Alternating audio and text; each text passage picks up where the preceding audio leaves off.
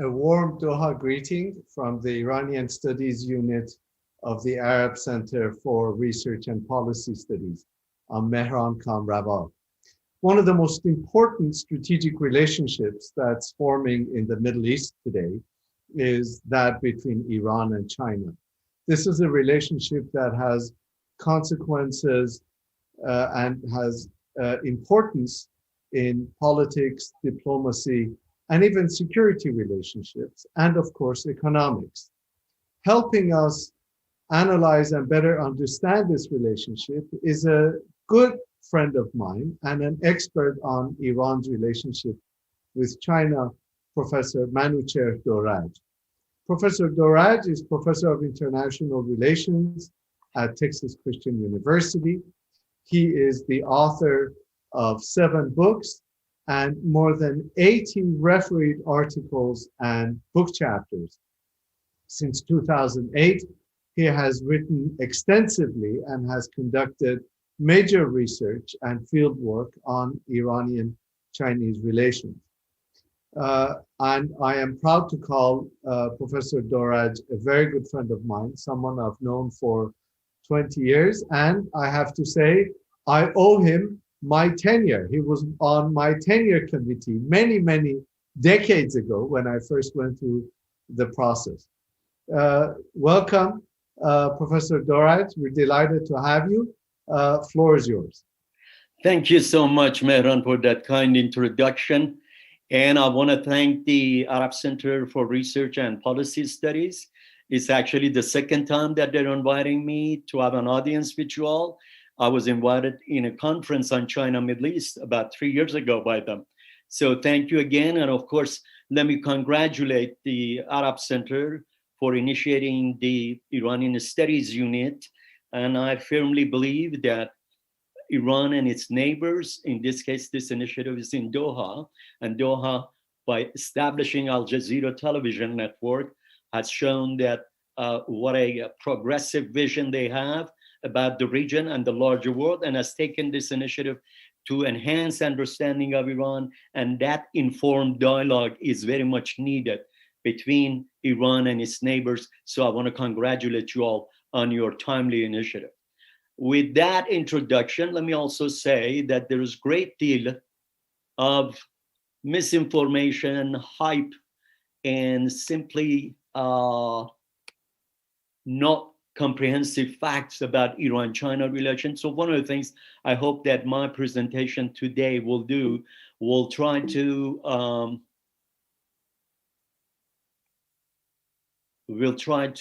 untangle and demystify that relationship. Let me begin with that history we work in vacuum by giving you a brief historical overview. I'm not a historian, I'm a political scientist. So, but without knowing that history, we are not well positioned to understand current dynamics. So we have 2 great empires of East Asia, China, West Asia, Persian Empire, that starting in 139 BCE under Tang dynasty in China and Sasanian dynasty in Iran, an extensive relationship that involves trade, diplomatic ties, but great deal of mutual cultural influences as well. Let me just say that under Tang dynasty, there was a great deal of fascination with Persian poetry, Persian cooking, Persian dancing, and then Chinese porcelain and celadon were very much sought after in Iran, and there were exchange of diplomats. And we all know also that development of Buddhism in China was facilitated by Persian Empire through the city of Hanoi. Vietnam used to be back then part of the Chinese Empire. And under Kushan region of Iran, some of the Persian princes actually translated some of the Buddhist sutra that made that text available to the Chinese, and later inroad that Chinese made in Buddhism. As you know, it's one of the dominant religions in China now. But the other thing that is important to understand that is in 6th and 7th century, that is before Iran became a Muslim nation, there was great deal of influence on the part of Zoroastrianism, Christian, Nestorian Christianity, and Manichaeism that penetrated China culturally and ultimately, I think, contributed to development of Buddhism in China. So these kind of mutual influences after the Mongol invasion that took place in both empires after 13th century even expanded further. So it's at this background, I just want to jump to 20th century so you have an appreciation, and allow me to briefly show you the map. So this is Persian Empire in 500 BC. And as you can see, its western borders went as far as what is modern day Romania. It encompassed the entire, what we would call Central and Eurasia or Caucasus. And it even encompassed countries like Libya, Ethiopia, and then also encompassed in due times India and ancient Egypt under Cyrus the Great. Let's look at China. China, that we now know, used to include both North and South Koreas, Mongolia, Vietnam, Taiwan, Hong Kong. So we're talking about two big empires of East and West Asia. And this is, of course, the photo of the ancient Silk Road, in which both ancient Persia and Arabia served as a transit point for shipment of goods and commodities to Europe through the ancient Silk Road. And city of Isfahan in Iran was in particular a major transit point. So going back to where I was before, I just wanted to show you this map. It's very telling. So you have two great empires that have a history of trade, cultural exchange, cordial diplomatic ties, that never fought because they were distant enough, never fought a major war, but they were close enough to do trade and build a very extensive relationship. And it's this against this backdrop that I come to 20th century. It's important for our purposes to note that in 20th century, both countries have three major revolutions and uprisings in which themes of anti-colonialism and nationalism dominate, even though ideologically they were inspired by two different ideologies. And fast forward to 1960s, during the Cold War, when China and Soviet split happens, Iran-China relation, which was aligned very closely with Iran relation with US at the time, improves, and Iran becomes one of the first countries in the Middle East that establishes relation with China in 1972.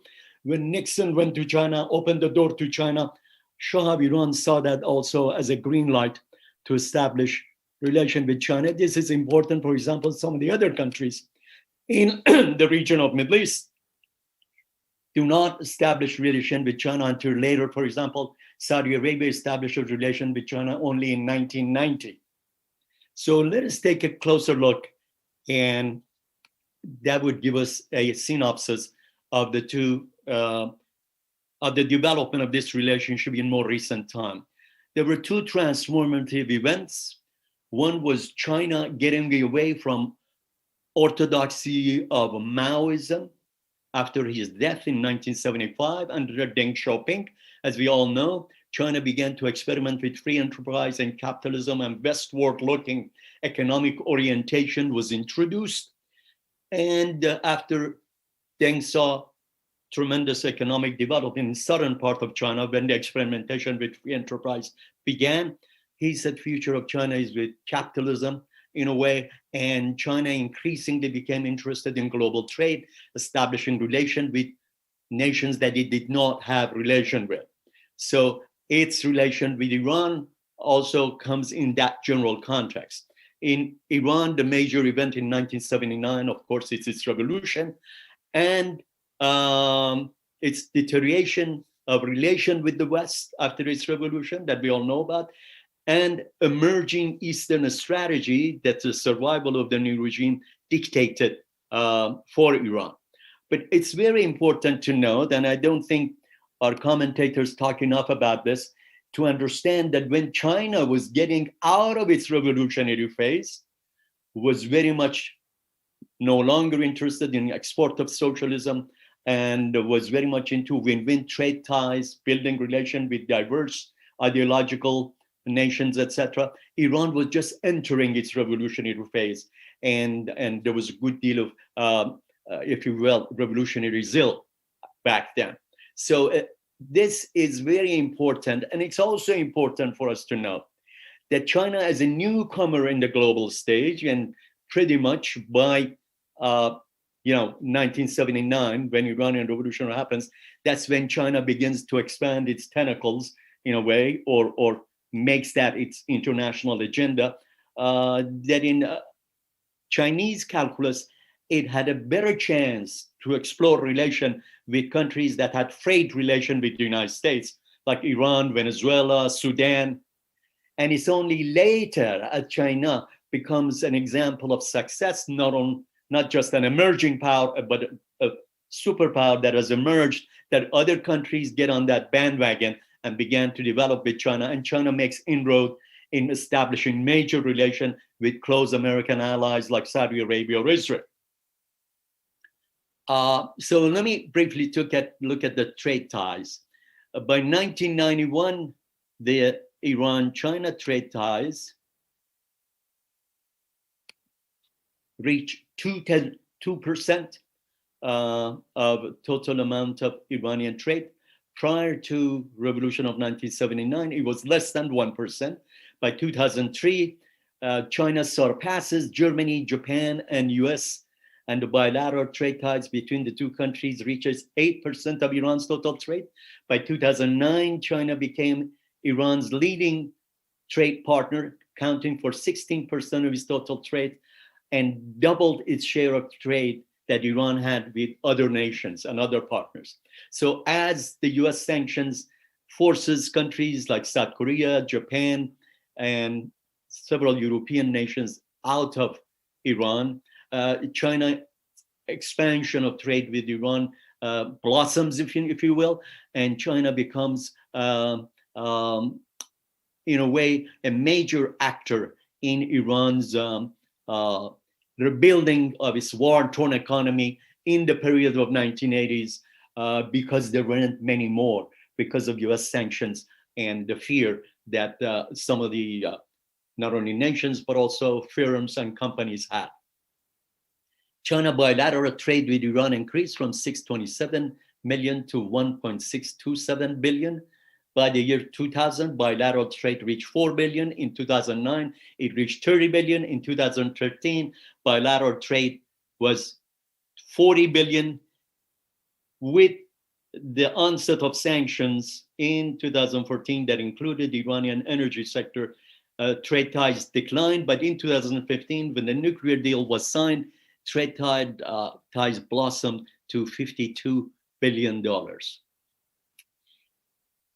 Jumping to 2016, one of the things that I want to draw your attention, and then I'm going to get to this later, and hopefully we can expand on this during question and answer period. For China, its bilateral relation with the US looms much larger than a middle power like Iran. Given all the historical background that I gave you, the calculus of national interest on both sides overrides those sentimental historical ties. That is used to conjure up psychological identification, legitimize the relation, but real relationship, as we would see, is based on that. So it's interesting that it's after Iran signs the nuclear deal with the United States that Xi Jinping decides to come to Iran and declares unfurling of comprehensive strategic partnership with Iran, and both sides pledge to elevate the bilateral trade ties to $600 billion, knowing that China would not incur costs by now expanding trade ties with Iran, now that it's come to good graces of the United States. So it's in the aftermath that before May of 2018 and Donald Trump getting out of the nuclear deal and imposing maximum pressure campaign, draconian sanctions on Iran, that Tehran-Mashhad railroad contract worth of 2.3 billion euros was signed, and negotiations got underway to build a railroad to connect Iran's southern ports to Central Asia and Turkey. And one of the things that I'm going to talk about, hopefully I'll have a little time to talk about, is the China's Belt and Road Initiative. And this Belt and Road Initiative is very significant because it's a global agenda, and Iran is going to be a major part of China's Middle East corridor. Already in that regard, we have seen there has been discussion between Pakistan, Turkey, and Iran to build railways between the three countries that would connect Islamabad to Istanbul to Tehran. That would be a major part of China's Belt and Road as well.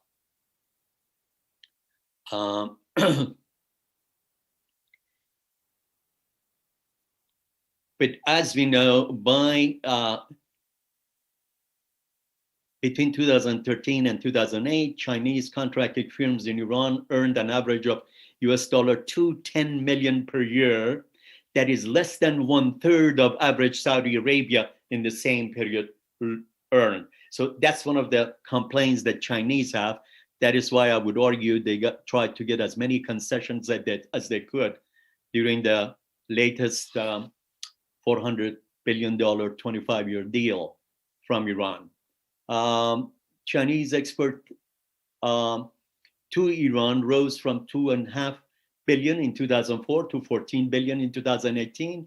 Chinese foreign direct investment in Iran rose from $468 to $3.23 billion in 2018. But in this same period, the value of Chinese exports to UAE, Saudi Arabia, Iraq, Pakistan, and Turkey was significantly higher than that of Iran. This is where I think we need to be clear-eyed regarding all the hype in regard to Iran-China relation.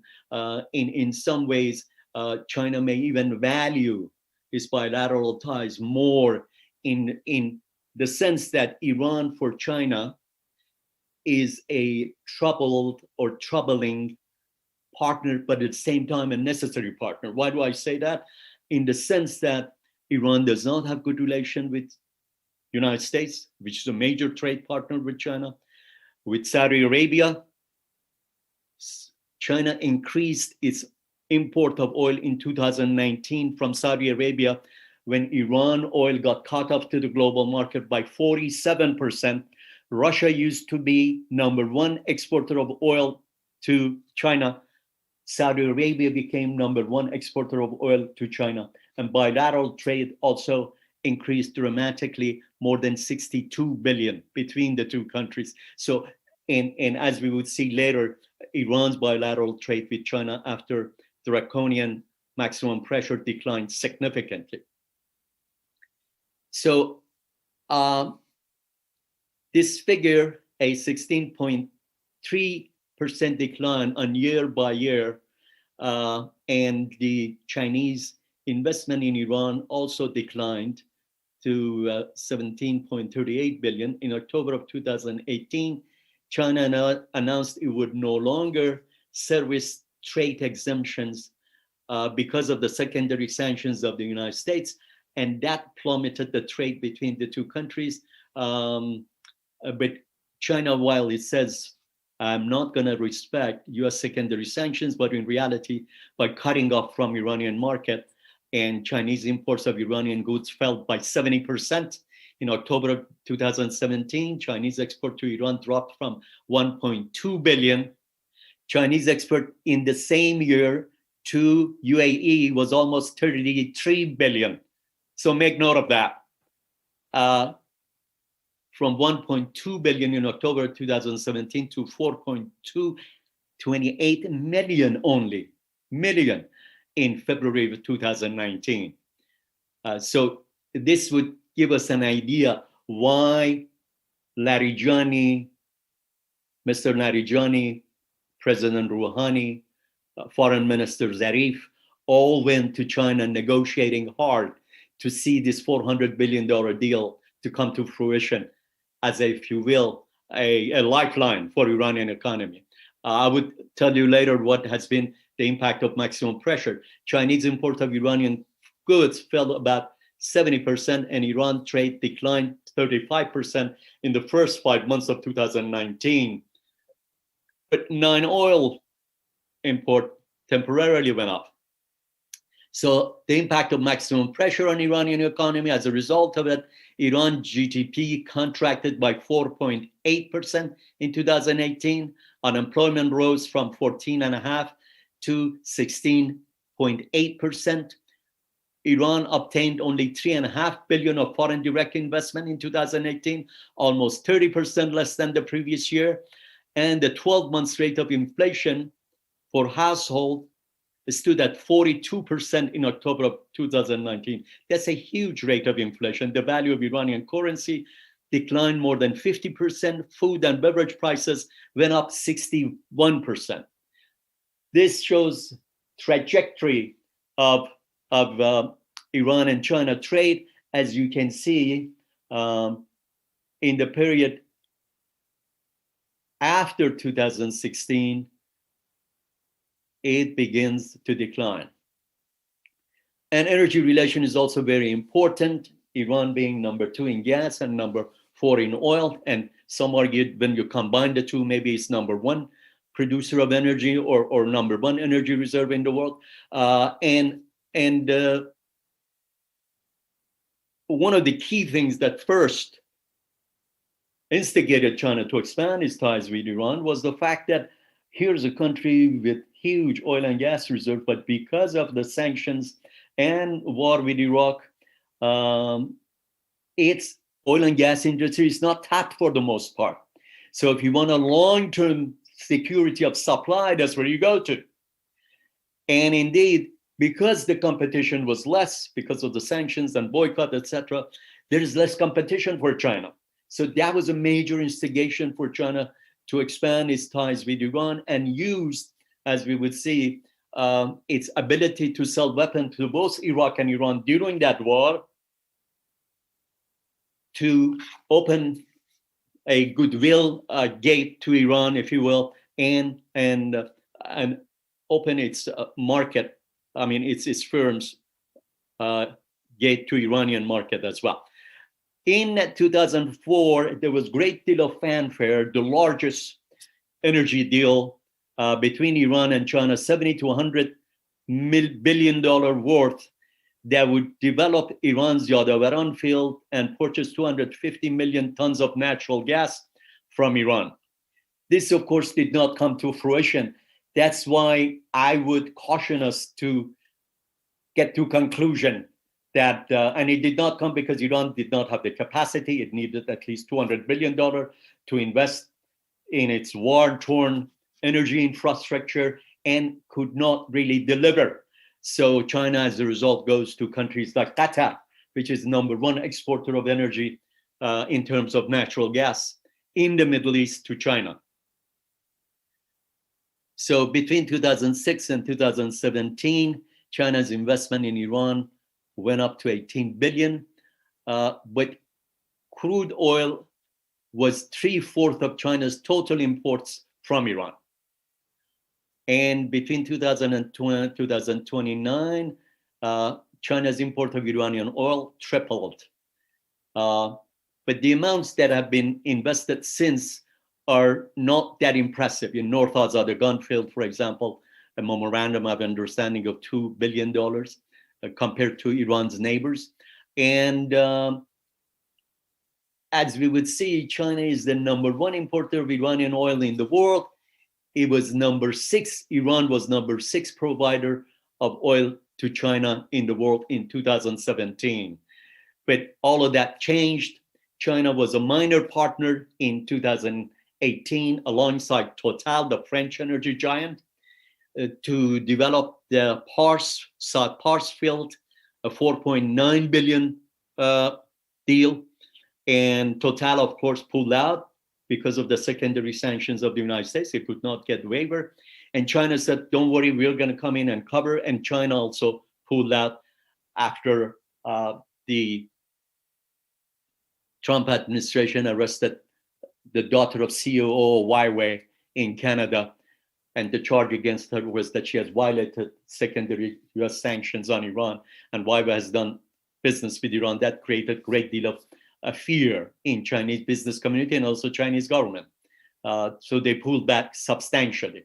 And this graph shows you China's trajectory of energy ties with Iran. And there's a lot more on oil trade, the details of it, how it diminished after the Trump maximum pressure campaign. But there are several developments that are important. That Iran was second largest recipient of Chinese investment in the MENA region, UAE being number one. And several deals have been signed since withdrawal from the nuclear deal in July 2018. Officials from Yazd province signed an agreement with Chinese firms for several solar projects, for example. A Chinese company is also proceeding with development of Abadan refinery, its modernization, $2 billion worth. And in August, it was announced that China had re-engaged the South Pars oil field, Yadavaran oil field, and Jask oil terminal, which is very significant. This is the global picture in 2017, which were the countries that were major exporters of oil to China. Iran is number 6 in that category now. The place of Saudi Arabia has changed with Russia. Russia is number 2 in 2019 and 2020. And of course, this graph shows you how China is by far the largest importer of Iranian oil in the world. Let's also talk about security ties. China, as I said, provided $3.3 billion during the Iran-Iraqi war to both sides. And North Korea and China were the only country that were willing to sell weapons to Iran. And this played a very significant role in calculus of Iranian government, how crucial China has been to survival of the regime after Saddam invasion of Iran in 1980. And China has been a provider of technology and especially played a key role in early development of Iran's nuclear program and key role in development of its missile industry. And it's now number 2 provider of weaponry to the United States. This graph shows you what are the Persian Gulf states spending on military between 2001 and 2014. So there was a lot of hype in some of the media about Iranian threat. But the reality is that in 2019, Iran has spent $13.2 billion. And this is Iran right here, and Saudi Arabia right here. And Saudi Arabia spent, in contrast, $67.6 billion on armament. So Iran does not match and compete when it comes to that. And this graph shows the details of what China has sent to Iran between 2001 and 2009. A lot of missiles, surface-to-ship missiles, and anti-ship cruise missiles. And this also shows you between 2010 and 2015, the total amount that China transferred weapons to Iran is worth only $174 million. Let me tell you that it was Clinton administration in 2006 that put a halt on China's transfer of technology and transfer of armament to Iran a great deal. As you would see in the next graph, look at this. During the Iran-Iraqi war and in the aftermath, great deal of transfer of armament to Iran. And after that, it becomes flat. It's Russia that picks up the tab, so to speak. And just to give you a comparative vantage point, despite a lot of armed purchases of Iran coming from China, compared to its neighbors, Iran, as of yet, does not have a joint weapon production facility with China on its soil. Pakistan and Saudi Arabia do. When King Salman went to visit China, it convinced China that it has to build a drone factory.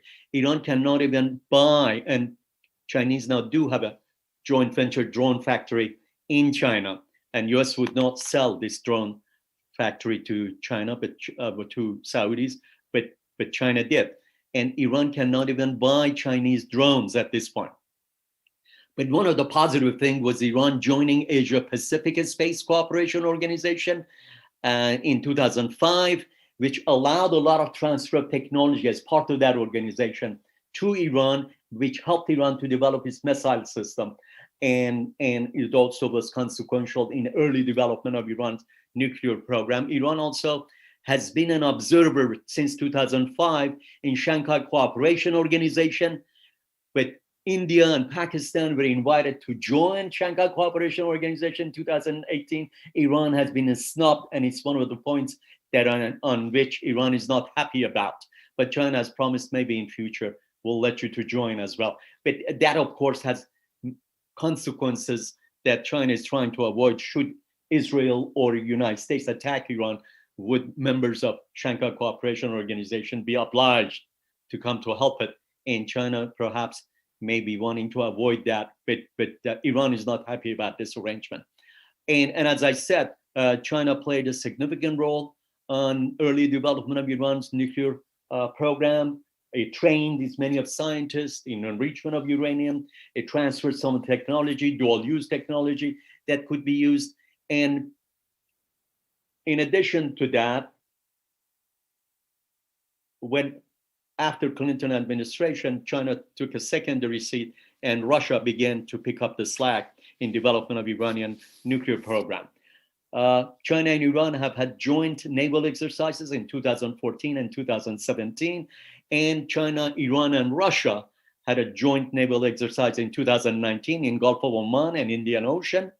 Exchange of intelligence, anti-terrorism activities, and surveillance technology is something that Iran receives from China. And in one occasion, Iranian Navy saved some of the Chinese tankers close to Djibouti when I believe it was the Somalian pirates who had taken over the Chinese tankers. So the two countries decided to expand their naval security ties. And China has also China has managed to elbow out, if you will, India out of Chabahar project that was originally supposed to go to them. China has access to key ports of Chabahar, Bandar Abbas, and Jasks are not only important for facilitating China's Maritime Silk Road Initiative in the region, but also it provides a beachhead for Chinese Navy as it's expanding its presence in Persian Gulf and in Indian Ocean. Bring in Belt and Road Initiative. Major Chinese call it the initiative of 21st century in the world. It dwarfs American Marshall Plan in Europe by 7 times. It started with the capital of $1 trillion. It's projected to go up to $5 to $8 trillion by 2030. And it is also a landline. You see the dark line in that map is the landline. And it is also entailing, landline would be your Silk Road or the new Silk Road, and the dotted lines are the Maritime Silk Road. And it engulfs 124 nations, Europe, Asia, Africa, Antarctica. Latin America said, hey, we don't want to be left out of the game. So Latin America was brought on board, and the name was changed to Belt and Road instead of Silk Road, because initial Silk Road, Latin America was not. This is the landline that is going to go through Iran. And note in this map that Iran is very significant to China's calculus. The northern part, access to all the oil riches of Caspian Sea, largest coast and Persian Gulf. And I told you about the 3 ports. Jask port is being, as part of the $400 billion deal, 25-year deal between China and Iran, developed by Chinese. And it's supposed to take the oil of West Karun region of Iran through Gulf of Oman, bypassing the Strait of Hormuz, Iran fearing that its future conflict may lead to a Strait of Hormuz being jeopardized, through Indian Ocean to the rest of the world. And as I told you, these are all potentially beachhead for Chinese Navy as well. And so major transit point, but also through Turkey to Europe and gateway to Central Asia. Chinese regard Iran as a key strategic partner in their global ambition that is manifested in that role. Let me also say the bilateral trade between the United States and China has fluctuated between 630 to 660 billion. The bilateral trade between Iran and China has fluctuated between 30 to 50 billion. Once I was speaking of China's delicate balancing act to a Chinese scholar, he politely reminded me, I was talking about balancing act between the United States and Iran for China, that there is no balancing act. That not only US looms much larger as an economic partner for China, but also rise of China on the global stage in global institutions of financial governance, IMF, World Bank, World Trade Organization, its board on International Atomic Energy Agency. None of that would have happened without blessing of US. Chinese are aware of that. And they also know that US military might is the only country that, should push comes to shove and a conflict emerges, is that can challenge China on the global stage. Let me just talk briefly about the 400 billion 25-year agreement in 2020 between Iran and China that was revealed in Iran, and Chinese were very close-mouthed about it. There are several important things to discuss about it. First, Chinese are going to get 12% discount and have the first bid on future contracts, oil and gas in Iran for the 25 years. And they're going to do the trade not in euro and US dollar, but in soft currencies. And they're going to have 5,000 of their troops to safeguard their investments on Iran. The outward bond total annual investment of China is 200 billion. So this 400 billion is a lot of money, but it's going to be spread over 25 years. Okay? And China has decided the trade war that Trump administration has started is going to continue no matter what. So they better ignore that. And Iran is under duress economically, looking for a life raft.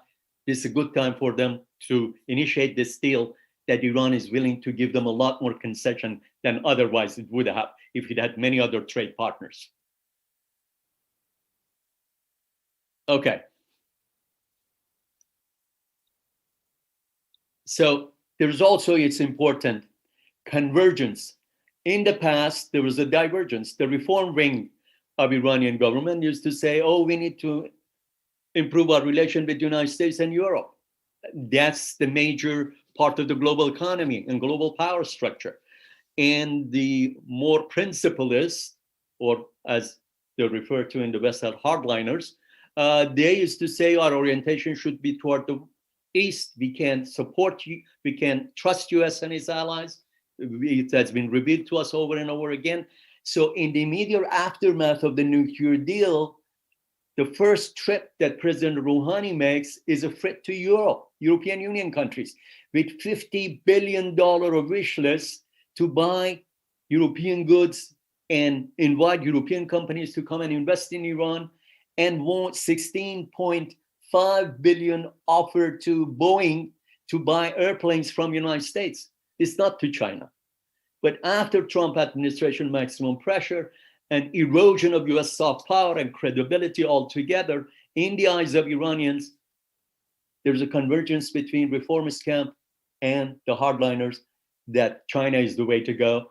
And China is not only an emerging power, it's emerged, it has deep pockets, it has the capability, and technologically, increasingly, it's going to be a leader in G5 technology, artificial technology, and all the things that I read is that by 2030, it's going to be the largest economy in the world. By 2050, it's going to surpass the United States in terms of productivity, GDP, and it's going to count for much larger of the global economy than United States is. And it's indicative that In a recent interview, Foreign Minister Zarif said that my major contribution in foreign policy has been to build Iranian relation with China and Russia. So, and Zarif represents the Rouhani government, and therefore the convergence is very clear here. So what is the impact of coronavirus? And I want to leave you at that. I will save my conclusion for the question answer period.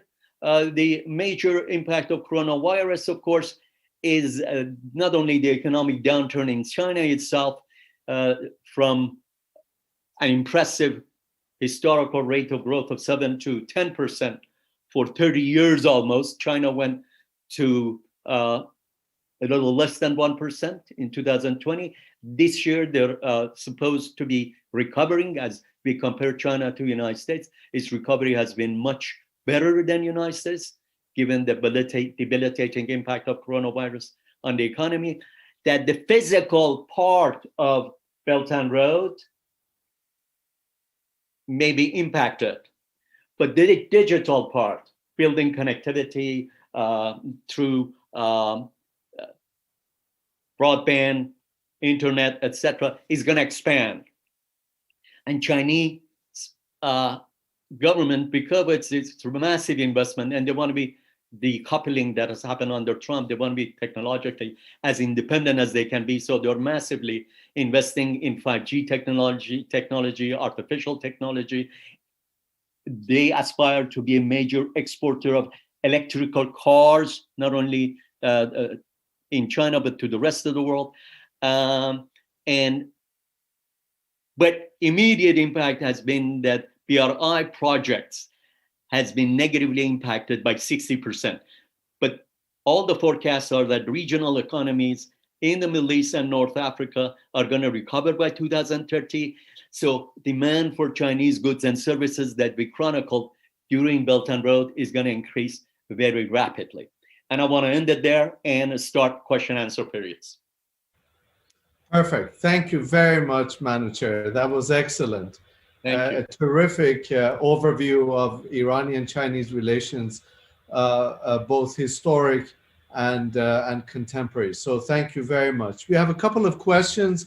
And in order to get to all the questions, Manochehr, if I could ask you to keep your answers, please, concise, and so that we can get to all of them.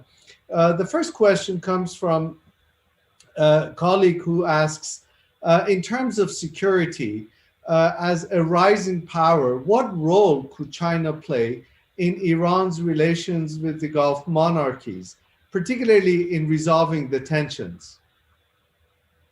Wonderful. Yeah, I mean, Chinese basically have said it very openly. They want political stability in the region. And because every businessman, and in this case, Chinese being traders since Silk Road days, and these days are traders par excellence, they want political security. So they want to see, for example, relation between Iran and Saudi Arabia improve. They have not used, given the polarity of that, polarization of that relationship, their political capital to mediate as of yet. But I'm sure should they be asked to do so, they will be happy to mediate and provide the forum. But that is something that should be primarily resolved by regional powers. And I think there is an emerging understanding, should JCPOA be back on the rails that it was derailed by Trump administration, so to speak, and that would open up the door, I would think, for other bilateral issues of contention between Iran and its Arab neighbors in the very immediate future. Thank you. There's another question about how relevant do you think China might be as a security provider in the region, in this region, particularly in light of tensions, the attack on Abqaiq, for example, and other military tensions in the region? China is number 2 in defense expenditure in the world after the United States, but the United States is still dwarfs China. But there is great deal of discussion among high brass of Chinese People's Army. What kind of superpower are we that for our bloodline, 52% of China's oil imports go through from countries of Persian Gulf. We rely on US Navy and security that it provides. We need to build our own Navy, given our relation with US is becoming a lot more contentious. So in all the ports, China is also helping to build ports in places like Yogm in Oman, in UAE, several ports. And we talked about Godar port in Pakistan, and Iranian ports are in anticipation of expanding Chinese naval presence. And China, the naval exercises that it has also had with countries like Saudi Arabia, UAE, with Turkey. So we are already there, right? And Chinese anticipate a much larger naval presence in Persian Gulf, in Indian Ocean.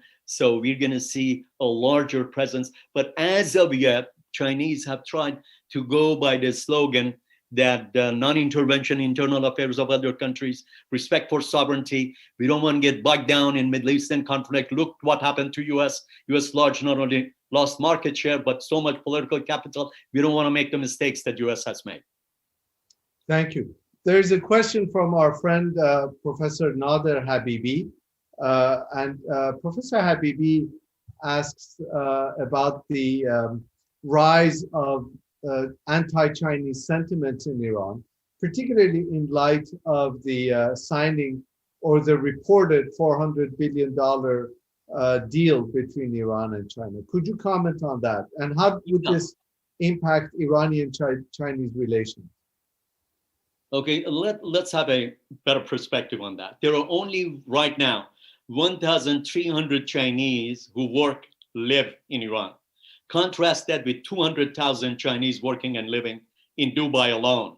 Contrast that with between 4,000 and 5,000 Chinese companies being active in UAE and city of Dubai alone. Contrast that with 19,000 Chinese workers working and having presence in Saudi Arabia. So one of the things that I think Iranians correctly complain about is when Chinese firms and companies come in, they bring their own labor force with them to create Chinese brand. They think they're more efficient, it costs them less, etc. And that's a source of resentment in Iran.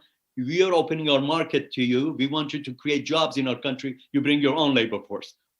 Where is the benefit for us? That's a source of resentment. The other part, I think I read some commentary and some analysis making a point that this is like Turkmenistan treaty that Iran signed with Russia that gave so much territory to Russia. I think that's misplaced. From the perspective of Iranian government, relation with China is not a luxury, it's a lifeline. I showed you the economic impact of maximum pressure, and it's unrelenting. And containment of Iran, I think, is going to continue in one form or another, no matter who's in the White House. That has to do with Biden's ability to change from what he calls himself a transitional leader to a transformative leader, and changing power structure in Washington substantially and fundamentally. I don't see that in the cards. And as long as that would be the case, Iran does not have much choice at this point. A lot will happen on Iran-US relation, and whether the two sides are willing to make painful concessions to end this containment and this no war, no peace relation, which is buttressed by US attempt at economic strangulation of Iran and constant threat of military war. And Iran also, the latest analysis that I read, we have to be ready for war, we have to build capacity, and therefore this state of tension is something that pushes Iran further into arms of both China and Russia. Thank you. There's a question about the active or how active are China's United Front work efforts in the region. I'm not familiar. United Front work ethic? United Front work efforts. United Front work efforts. I'm not quite sure what the questioner is asking. Could they elaborate more? What do they mean by Okay. that? Well, while they do that, let me ask you a second question, also from Asif. Would you say that China used the sanctions to maximize Iran's dependence on it, or minimize its own reliance on Iran, or is it both? How did China use Iran sanctions to Yeah, its yeah, benefit? that's an excellent question. China used the sanctions as a way to, in a way, Iran was a bargaining chips for China vis-a-vis US. Vis-a-vis US, China has a bigger fish to fry for the reasons that we discussed. And, and at the same time, though, it would buy time for Iran. It would resist the sanctions at the outset, during the Bush administration, for example. It tried to water them down. It should not affect my investment in Iran, and would get waivers. And when it would get these concessions, at the end, it would vote for it in the UN. So it was one of the countries that voted for it. So it was self-serving diplomatically, but also it uses Iran as a bargaining chips vis-a-vis US, which that bilateral relation, and that better be a sober understanding on the part of Iranians that that is the case. But the fact that China is not bent on economic strangulation on Iran or regime change or doesn't intervene in Iran internal affair is music to Iranian government. So that's where the affinity comes in. Thank you. There's a question from Professor Mahmoud Monchipuri, who starts with complimenting you for your excellent presentation. Professor Monchipuri observes that while, as you mentioned, both reformist and hardline politicians in Iran appear to be on the same page in terms of Iran's relations with China, the population doesn't seem to share the same view, largely for reasons that you elaborated. How would Iran maintain that balancing act? There's a debate on Iran about Iranian identity. Some of the Iranian intellectuals say part of Iranian identity is rooted in a European identity because of the cultural intercourse and give and take and mutation Iran has had with Europe through not just colonialism, neocolonialism, but Iranian intellectual gaze has been always a westward gaze. If you want to say, I'm learned, I'm literate, you would know how to quote Western thinkers. And many of those works have been translated into Persian compared to so few works of Chinese thinkers, right? So that's one part in terms of cultural affinity. And the other is the reputation of that some of the Chinese commodities and goods, that in terms of quality, they don't represent the same type of quality. And Chinese rebuttal that by saying, no, we do have the expensive commodities and goods. The fact is that you want to buy them cheaper, and this is what we would export to you. There is that, but also there is fear, giving Iranian fierce sense of nationalism, that Iran should not put all of its eggs in Chinese basket, that it behooves Iran to borrow a page from Chinese diplomacy, which has trade ties with so many ideologically diverse even countries that don't have good relations with Saudi Arabia, with Israel, with US, etc., that Iran must do the same rather than being heavily independent on a single country, China in this case. And that would create new type of dependency that Iran historically has been trying to avoid. And rebuttal to that is that, okay, give me the choice. Europeans bailed out when Trump administration imposed maximum pressure, and in text, what they provised to do trade with Iran was a knife without handle, as we say in Persian. And we don't have many other choice in this interdependent world.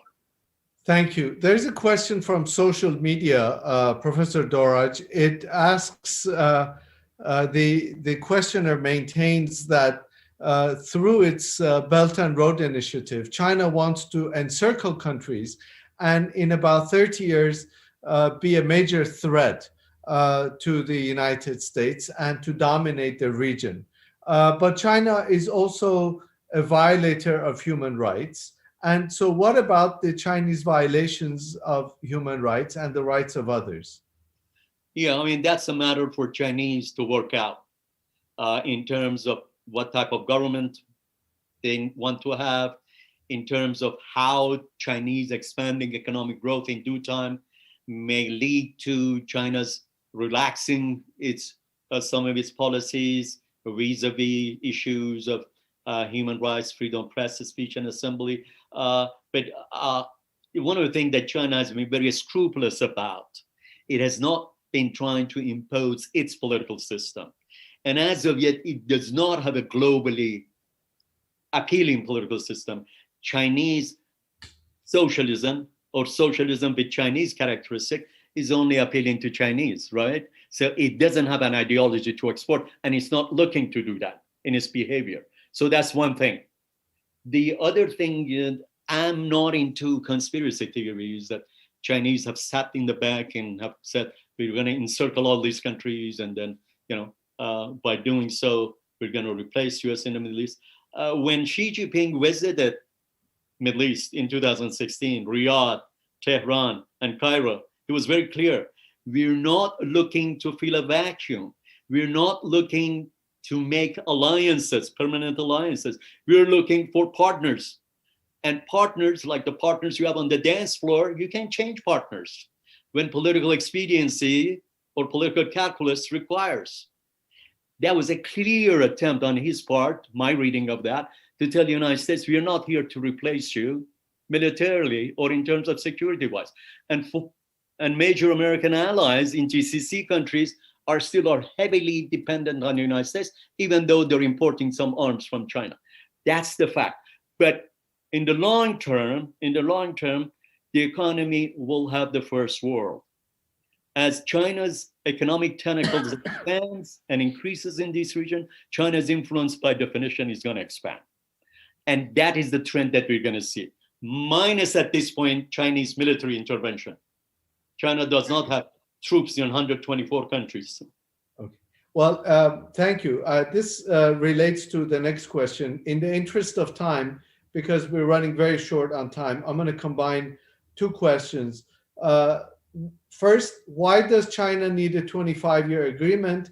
And second, do you expect China's military cooperation to expand in the future as both China and Iran face the United States?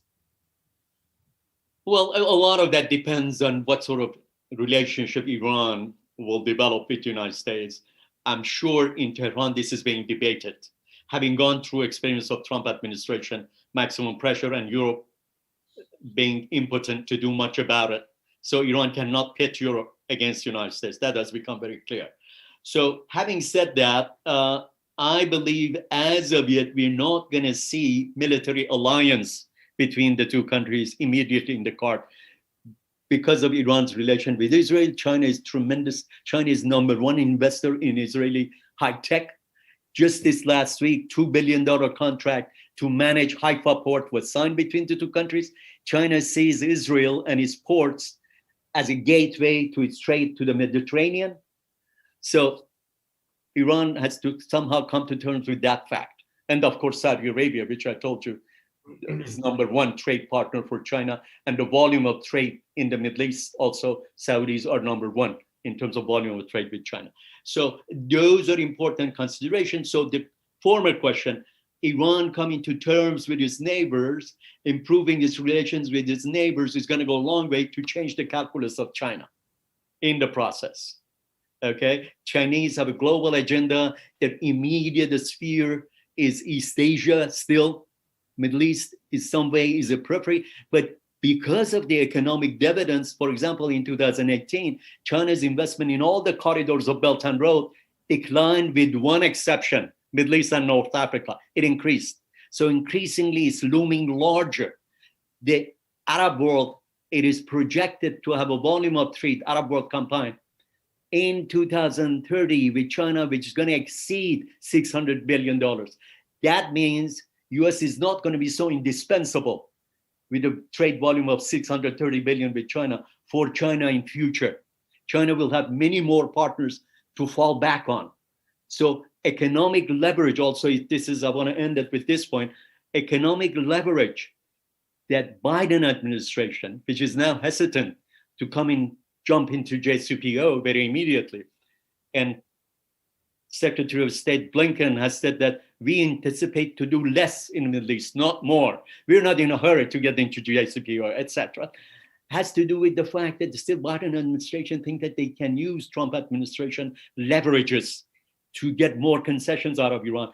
If this $400 deal that we talked about materializes, Iran would be much more economically autonomous from the United States and its allies.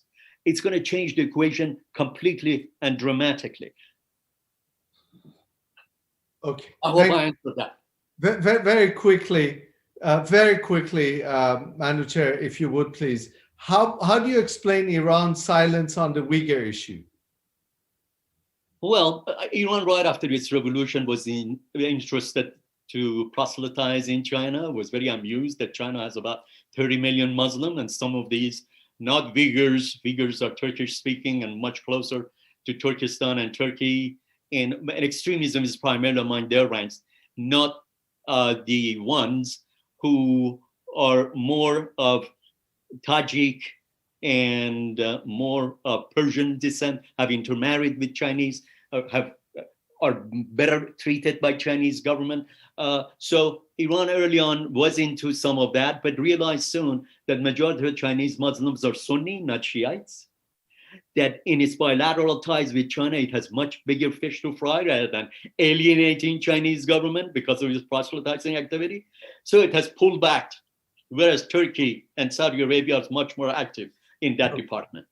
Perfect, thank you. And two questions. First, your presentation was so excellent. Some of our audience members would like to have a copy of the PowerPoint or at least your email. Send them my email, please. We'll send them your email, which is yes. Dorraj. Is it Dorraj.m? m.dorraj@tcu.edu. Okay, m.dorraj@tcu.edu. Perfect.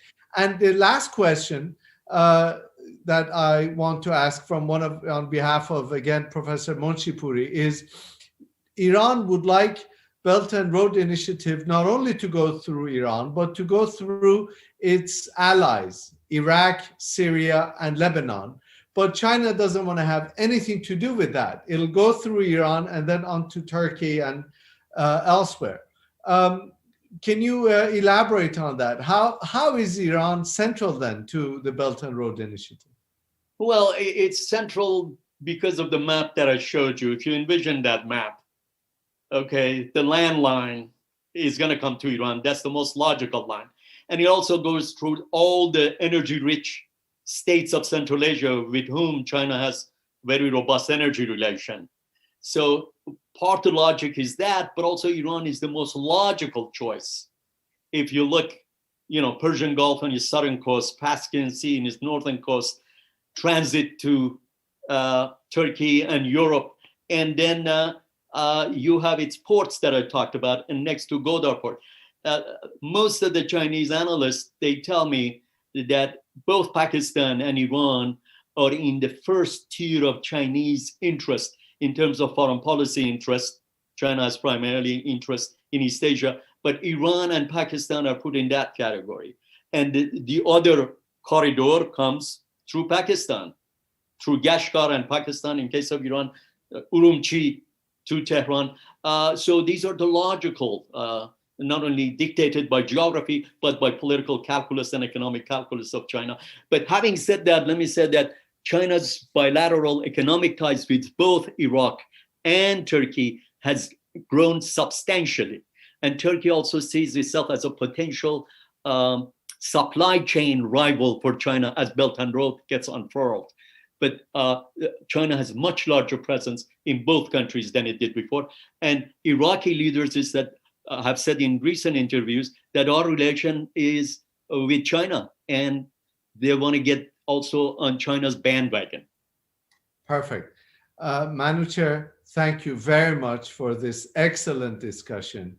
Thank you so much. On behalf of my colleagues at the Arab Center for Research and Policy Studies, I'm most grateful to you and to our audience members, both here in Doha and across the world. Our sincere thanks and a good day. Bye-bye. Thank you so much for the kind invitation. It was a pleasure to have the opportunity to share some of my ideas with you. A special thank to my good friend Mehran for the invitation, and I wish you all the best of luck in this very important initiative on Iran. Thank you so much, Manochehr. Thank you. And from the Arab Center for Research and Policy Studies, a good day to everyone. Goodbye.